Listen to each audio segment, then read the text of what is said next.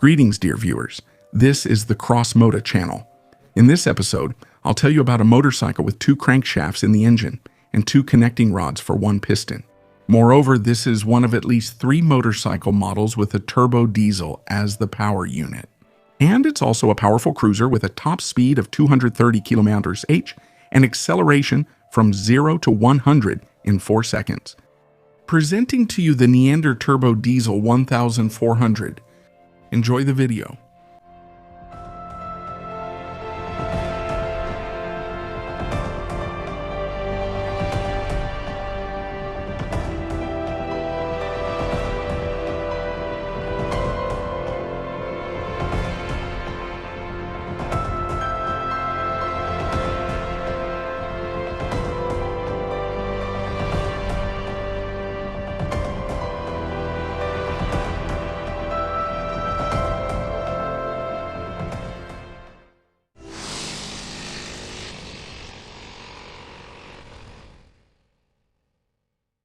The story of this unique motorcycle began in 2003 when the company Neander Motors AG was founded.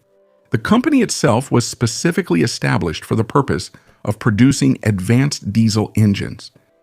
Neander Motors released several engines: a single-cylinder 400cc engine with 25 horsepower, a 2-cylinder 1,400cc engine with 110 horsepower, and a 3-cylinder 2.5-liter engine.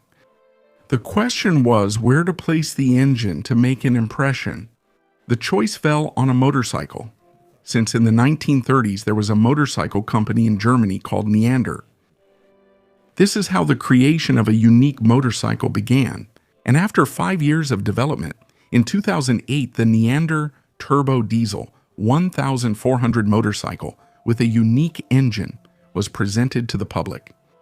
By the way, since 2009 and to this day, the company has been producing high-quality boat engines, relying on its own developments. Not only is the Neander engine a diesel, something that only a small number of motorcycle models can boast, but it is also unique in its layout. The 1430cc diesel 2-cylinder unit features 2 crankshafts in its design, 2 connecting rods per piston, and a radial arrangement of the valves in the cylinder head. Naturally, the question arises, why go to such trouble? The diesel cruiser was created by engineer Rupert Boehner. When designing it, he relied on his extensive experience working with motorcycles. Back in the mid-90s, Rupert was working on the rather unique BMR Suzuki Supermona racing motorcycle. In this racing machine, Boehner used a valve arrangement according to the patent of Austrian engineer Ludwig Apfelbeck. This technology was used by BMW and Formula 2 cars in the 1960s. The valves in the cylinder head are arranged radially. The exhaust and intake valves are positioned diagonally, which improves their cooling. The Supermona was designed as a high-performance single-cylinder racing motorcycle. The engine from the DR800 was used as the basis. They used 3 spark plugs for the single cylinder, 2 connecting rods, 2 crankshafts, and a 6-valve cylinder head. The power of the 750 was increased to 94 horsepower at 8,100 revolutions per minute. And according to the engineer himself, the engine's limit was around 112 horsepower at 12,000 revolutions per minute. Amazing achievements. Thanks to the use of 2 connecting rods and 2 crankshafts, it was possible to reduce the side loads on the huge piston, increase the maximum revolutions, and achieve perfect first-order vibration balance. And Rupert applied all these developments to the Neander motorcycle. A turbo diesel, short-stroke, parallel twin with a displacement of 1,430 cc. Thanks to the use of these technologies, it turned out to be very powerful and extremely well-balanced. The cylinder diameter is an impressive 108 millimeters, and the piston stroke is 78.2. It uses dual overhead camshafts and 4 valves per cylinder. The engine is air and oil cooled. This power unit delivers 112 horsepower of maximum power at 4,200 RPM and 214 Newton meters of torque at 2,600 RPM. Up to 2,000 RPM, the engine revs quite smoothly. By this point, the pressure in the turbocharging system increases, and the engine picks up revs much more eagerly from there. Rupert Baindl claims that the engine easily revs up to 7,000 RP. But the coolest thing about this engine is the massive torque available almost throughout the entire RPM range. This potential is enough to accelerate a 295 kilogram motorcycle from 0 to 100 in 4 seconds, and the top speed is around 230 kilometers per hour. The modest fuel consumption of this machine is also surprising, only 4.5 liters of diesel per 100 kilometers. The tank holds 14 liters. The engine is paired with a 6-speed gearbox and is mounted in a tubular backbone frame made of chrome molybdenum tubes. The torque is transmitted to the rear wheel via a belt drive.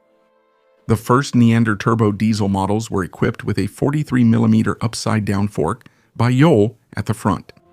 However, already in 2011, a 41mm telescopic fork was used.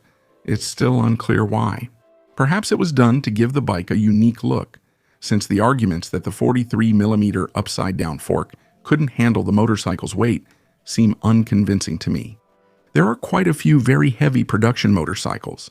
Take the Triumph Rocket 3, for example, where the 43mm fork handles the 320 kilogram weight just fine. The Neander's front fork turned out to be quite extravagant, but when servicing it, you'll have to replace twice as many oil seals. However, I dare say that the owner who shelled out about 95,000 euros for this diesel marvel probably isn't bothered by that at all. It's worth noting that on a number of recent models of this machine, a regular upside-down fork is once again being used. In other respects, the design matches that of large cruisers, a long wheelbase, low seating position, and a seat height of just 660 millimeters. The motorcycle's look is controversial. Some people admire its bulkiness and shapes. Others feel like Neander was not very successfully put together from parts of different motorcycles. But that's a matter of taste, as they say. Neander Turbo Diesel 1400 is primarily a demonstrator of a high-tech diesel engine, which has compact dimensions, good performance, perfect balance, and a huge lifespan. In other respects, it's an expensive, exclusive toy for true fans and connoisseurs who can comfortably afford it. Back in 2008, the company announced its intention to produce about 250 units of this cruiser.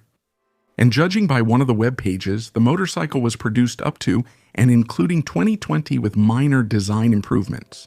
However, the actual number of units produced is not known for certain. Did Neander Motors aim to establish a niche for diesel production cruisers in the motorcycle industry?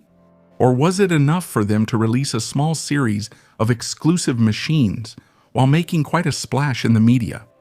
Apparently the latter. In any case, Neander Turbo Diesel 1400 is a great example of implementing racing technologies in a production motorcycle. Another fascinating page in motorcycle history. This brings my story to an end. By the way, there are several videos about other diesel motorcycles on the channel. Here's a pop-up with links to those videos. You've been watching the CrossMoto channel. Thank you for your engagement on the channel through comments, shares, and subscriptions. And a special huge thank you to everyone who supports my work financially. See you next time.